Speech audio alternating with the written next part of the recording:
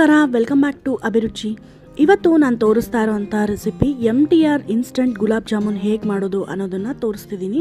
ತುಂಬ simple. Just ಅವರು ಕೊಟ್ಟಿರೋವಂಥ ಸ್ಟೆಪ್ಸ್ಗಳನ್ನ follow ಮಾಡಿದ್ರೆ ರುಚಿಯಾದ ಸಾಫ್ಟ್ ಆದ ಗುಲಾಬ್ ಜಾಮೂನ್ನ ಆರಾಮಾಗಿ ಮನೇಲಿ ಮಾಡ್ಕೋಬಹುದು. ವಿಡಿಯೋ ಶುರು ಮಾಡೋಣ. ಅದಕ್ಕಿಂತ ಮುಂಚೆ ಚಾನಲ್ಗೆ ಹೊಸಬರಾಗಿದ್ದರೆ ಇವಾಗಲೇ ರೆಡ್ ಕಲರ್ ಬಟನ್ನ ಕ್ಲಿಕ್ ಮಾಡಿ ಸಬ್ಸ್ಕ್ರೈಬ್ ಮಾಡ್ಕೊಳ್ಳಿ.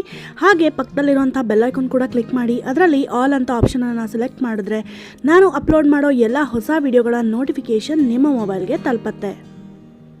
ಹಾಗಾದರೆ ಕೇವಲ 10 ನಿಮಿಷಗಳಲ್ಲಿ ಸುಲಭವಾಗಿ MTR ಇನ್ಸ್ಟಂಟ್ ಗುಲಾಬ್ ಜಾಮೂನ ಹೇಗೆ ಮಾಡೋದು ಅಂತ ನೋಡ್ಕೊಳ್ಳೋಣ ಬನ್ನಿ. ನಾನಿಲ್ಲಿ 200 ಗ್ರಾಮ್ನಷ್ಟು MTR ಗುಲಾಬ್ ಜಾಮೂನ್ ಮಿಕ್ಸನ್ನು ತೊಗೊಂಡಿದ್ದೀನಿ. ಅದಕ್ಕೆ ಈ ಲೋಟದಲ್ಲಿ 3 ಲೋಟದಷ್ಟು ಸಕ್ಕರೆ ತೊಗೋತಾ ಇದ್ದೀನಿ. ಆ್ಯಕ್ಚುಲಾಗಿ ಹೇಳಬೇಕಂದ್ರೆ 4 ಲೋಟ ತೊಗೋಬೇಕು ಸಕ್ಕರೆ, ಆದರೆ ಜಾಸ್ತಿ ಆಗುತ್ತೆ, ತುಂಬ ಸ್ವೀಟ್ ಆಗುತ್ತೆ ಅನ್ನೋ ಕಾರಣಕ್ಕೆ 3 ಲೋಟ ಸಕ್ಕರೆ ಹಾಗೆ 3 ಲೋಟದಷ್ಟು ನೀರನ್ನು ಹಾಕೋತಿದ್ದೀನಿ. ನಾವಿಲ್ಲಿ ಎಷ್ಟು ಸಕ್ಕರೆ ತೊಗೋತೀವೋ ಅಷ್ಟೇ ಸಮ ಪ್ರಮಾಣದಲ್ಲಿ ನೀರನ್ನು ತೊಗೋಬೇಕು. ನಂತರ ಇದನ್ನು ಸ್ಟವ್ ಮೇಲೆ ಇಟ್ಬಿಟ್ಟು ಸುಮಾರು ಮೀಡಿಯಂ ಫ್ಲೇಮಲ್ಲಿ 10 ನಿಮಿಷಗಳ ಕಾಲ ಕುದಿಸ್ಬೇಕಾಗತ್ತೆ. ನೋಡಿ, ಇಲ್ಲಿ 100 ಗ್ರಾಮ್ಸ್ದು 2 ಪ್ಯಾಕೆಟ್ ತೊಗೊಂಡಿದ್ದೀನಿ ಗುಲಾಬ್ ಜಾಮೂನ್ ಮಿಕ್ಸನ್ನು. ಮೊದಲಿಗೆ ನಾನಿಲ್ಲಿ ಈ ಗುಲಾಬ್ ಜಾಮೂನ್ ಮಿಕ್ಸು ಎಷ್ಟು ಬರುತ್ತೆ ಅಳತೆ ಅನ್ನೋದನ್ನು ಮೆಜರ್ ಮಾಡ್ಕೋತಾ ಇದ್ದೀನಿ. ನೋಡಿ, ಇಲ್ಲಿ ಅದೇ ಗ್ಲಾಸ್ನ ತೊಗೊಂಡಿದ್ದೀನಿ. ನೀರು ಯಾವ ಗ್ಲಾಸಲ್ಲಿ ತೊಗೊಂಡಿದ್ದೀನಲ್ವಾ ಅದೇ ಗ್ಲಾಸ್ನ ತೊಗೊಂಡಿದ್ದೀನಿ. 100 ಗ್ರಾಮ್ಸ್ಗೆ ಕೇವಲ ಈ ಒಂದು ಗ್ಲಾಸ್ನಷ್ಟು ಈ ಗುಲಾಬ್ ಜಾಮೂನ್ ಮಿಕ್ಸ್ ಸಿಗುತ್ತೆ. ಸೊ ಇನ್ನೊಂದು ಪ್ಯಾಕೆಟ್ ಗುಲಾಬ್ ಜಾಮೂನ್ ಮಿಕ್ಸನ್ನು ಹಾಗೆ ಹಾಕೋತಾ ಇದ್ದೀನಿ. ಅದರಲ್ಲಿ ಕೊಟ್ಟಿರೋ ಹಾಗೆ 100 ಗ್ರಾಮ್ಸ್ ಗುಲಾಬ್ ಜಾಮೂನ್ ಮಿಕ್ಸ್ಗೆ ಕೇವಲ 1/4 ಕಪ್ನಷ್ಟು ಅಥವಾ 1/4 ಲೋಟದಷ್ಟು ನೀರು ಬೇಕು. ನಾನಿಲ್ಲಿ 2 ಪ್ಯಾಕೆಟ್ಸ್ ತೊಗೊಂಡಿರೋದ್ರಿಂದ ಅರ್ಧ ಲೋಟದಷ್ಟು ನೀರನ್ನು ತೊಗೊಂಡಿದ್ದೀನಿ. ನೋಡಿ, ಈ ರೀತಿಯಾಗಿ ಸ್ವಲ್ಪನೇ ನೀರನ್ನು ಹಾಕ್ಕೊಂಡು ಕಲಿಸ್ಕೋಬೇಕು. ಹಾಗೆ ಇದನ್ನು ಚಪಾತಿ ಹಿಟ್ಟೆಲ್ಲ ಕಲಿಸ್ತೀವಲ್ವ ಆ ರೀತಿಯಾಗಿ ಚೆನ್ನಾಗಿ ಕಲಿಸ್ಬಿಟ್ಟು ನಾದೋ ಅಂಥ ಅವಶ್ಯಕತೆ ಇರೋದಿಲ್ಲ. ಜಸ್ಟ್ ಹಗುರವಾಗಿ ಕಲಿಸ್ಕೋಬೇಕಷ್ಟೆ. ನಾವೇನಾದರೂ ತುಂಬ ನಾದ್ಕೊಂಡ್ಬಿಟ್ರೆ ಈ ಹಿಟ್ಟನ್ನು ಜಾಮೂನು ಸಾಫ್ಟಾಗಿ ಬರೋದಿಲ್ಲ, ತುಂಬ ಗಟ್ಟಿಯಾಗಿ ಬರುತ್ತೆ. ಹಾಗಾಗಿ ಸ್ವಲ್ಪನೇ ನೀರನ್ನು ಹಾಕ್ಕೊಳ್ತಾ ನೋಡಿ, ಇಲ್ಲಿ ಇನ್ನೂ ಇಷ್ಟು ನೀರನ್ನು ಉಳಿಸ್ಕೊಂಡಿದ್ದೀನಿ. ಸ್ವಲ್ಪ ನೀರು ಹಿಡಿಸುತ್ತೆ ಅಷ್ಟೇ, ಇದು ಜಾಸ್ತಿ ಹಿಡಿಸೋದಿಲ್ಲ. ಹಗುರವಾಗಿ ಕಲಿಸ್ಕೋಬೇಕು, ತುಂಬ ಪ್ರೆಷರ್ ಕೊಟ್ಟು ಕಲಿಸ್ಕೊಳ್ಳೋದಕ್ಕೆ ಹೋಗಬೇಡಿ. ಇವಾಗ ನೋಡಿ, ಹಿಟ್ಟು ಕಲಸಿದ್ದು ರೆಡಿ ಆಯಿತು. ಇದು ಕೇವಲ 5 ನಿಮಿಷಗಳ ಕಾಲ ನೆನೆಸೋದಕ್ಕೆ ಇಡ್ತಿದ್ದೀನಿ. ಅಷ್ಟರಲ್ಲಿ ಎಣ್ಣೆನ ಕಾಯೋದಕ್ಕೆ ಇಟ್ಟಿದ್ದೀನಿ. ನಂತರ ಕೈಗೆ ತುಪ್ಪ ಅಥವಾ ಎಣ್ಣೆ ಯಾವುದನ್ನಾದರೂ ಹಚ್ಕೊಂಡ್ಬಿಟ್ಟು ಹಿಟ್ಟನ್ನು ಪುಟ್ಟ ಉಂಡೆಗಳನ್ನಾಗಿ ಮಾಡ್ಕೋಬೇಕು. ನಿಮಗೆ ಜಾಮೂನು ಉದ್ದವಾಗಿ ಬೇಕು ಅನ್ನೋದಾದರೆ ನೀವು ಆ ಶೇಪಲ್ಲಾದರೂ ಮಾಡ್ಬೋದು. ನಾನಿಲ್ಲಿ ರೌಂಡ್ ಜಾಮೂನ್ ಮಾಡ್ತಿರೋದ್ರಿಂದ ನೋಡಿ, ಇಲ್ಲಿ ಇಷ್ಟು ಹಿಟ್ಟು ತೊಗೊಂಡಿದ್ದೀನಿ ಸಾಕು. ತುಂಬ ದೊಡ್ಡದಾಗಿ ಮಾಡ್ಕೊಂಡ್ಬಿಟ್ರೆ ಆಮೇಲೆ ಪಾಕದಲ್ಲಿ ಹಾಕಿದಾಗ ಇದು ಮತ್ತೆ ದೊಡ್ಡದಾಗುವಂಥ ಚಾನ್ಸಸ್ ಇರುತ್ತೆ. ಹಾಗಾಗಿ ಮೀಡಿಯಮ್ ಸೈಜ್ನ ಉಂಡೆಗಳನ್ನಾಗಿ ನಾನಿಲ್ಲಿ ಮಾಡ್ಕೋತಿದ್ದೀನಿ. ನೋಡಿ, ಈ ರೀತಿಯಾಗಿ ನಾವಿಲ್ಲಿ ಈ ಉಂಡೆಗಳನ್ನಾಗಿ ಮಾಡ್ಕೋಬೇಕಾದ್ರೆ ಇನ್ನೊಂದು ಅಂಶನ ಗಮನದಲ್ಲಿ ಇಟ್ಕೋಬೇಕು. ಅದೇನೆಂದರೆ ನೀಟಾಗಿ ಮಾಡ್ಕೋಬೇಕು. ಈ ರೀತಿಯಾಗಿ ಕೈಗೆ ತುಪ್ಪ ಅಥವಾ ಎಣ್ಣೆ ಹಚ್ಕೊಂಡ್ಬಿಟ್ಟು ನಾವೇನಾದರೂ ಉಂಡೆಗಳು ಮಾಡುವಾಗ ಕ್ರ್ಯಾಕ್ಸ್ ಬಂದರೆ ಮಧ್ಯದಲ್ಲಿ ಆವಾಗ ಜಾಮೂನು ಒಡೆಯುವಂಥ ಚಾನ್ಸಸ್ ಇರುತ್ತೆ. ಹಾಗಾಗಿ ನಿಧಾನವಾಗಿ ಈ ರೀತಿಯಾಗಿ ಎಲ್ಲ ಹಿಟ್ಟನ್ನು ಉಂಡೆಗಳನ್ನಾಗಿ ಮಾಡ್ಕೋಬೇಕಾಗತ್ತೆ.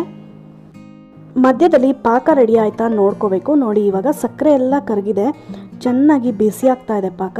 ಈ ಟೈಮಲ್ಲಿ ಇದಕ್ಕೆ ಸ್ವಲ್ಪ ಏಲಕ್ಕಿ ಪುಡಿ ಮತ್ತು ಕೇಸರಿ ದಳಗಳನ್ನು ಹಾಕೋತಿದ್ದೀನಿ.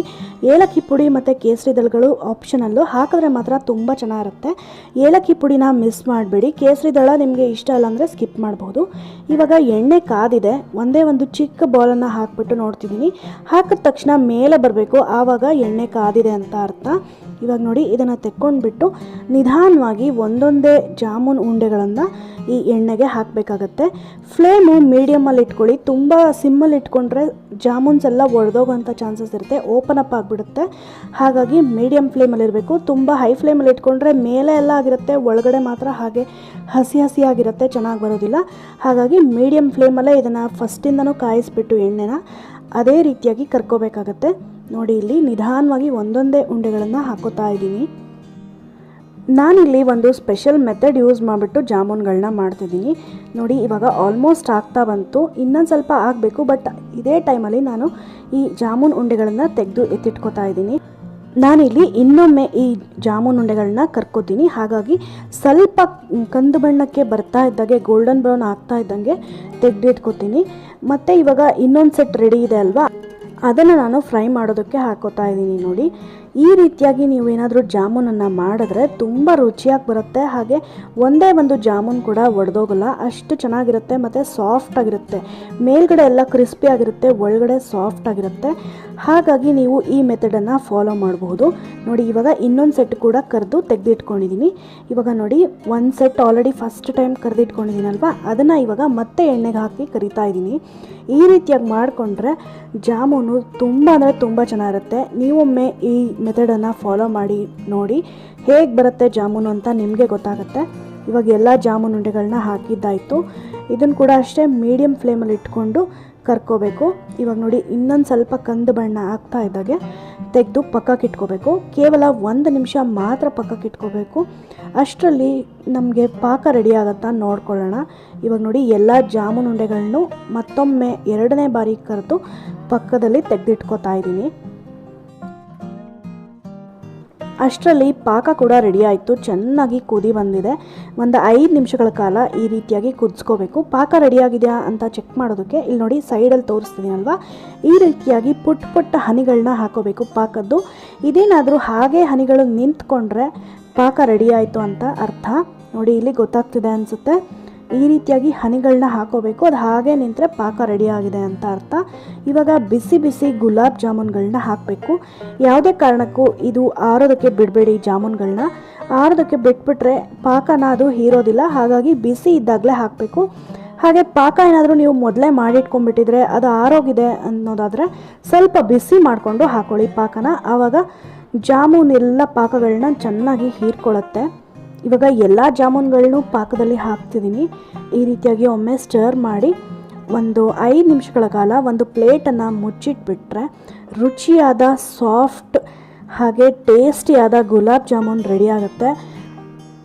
ಈ ಮೆಥಡನ್ನು ನೀವು ಕೂಡ ಒಮ್ಮೆ ಫಾಲೋ ಮಾಡಿ ಹೇಗೆ ಬರುತ್ತೆ ಅಂತ ನನಗೆ ಕಾಮೆಂಟ್ ಮೂಲಕ ತಿಳಿಸಿ. ಈ ವಿಡಿಯೋ ಇಷ್ಟ ಆಗಿದರೆ ಲೈಕ್ ಮಾಡಿ.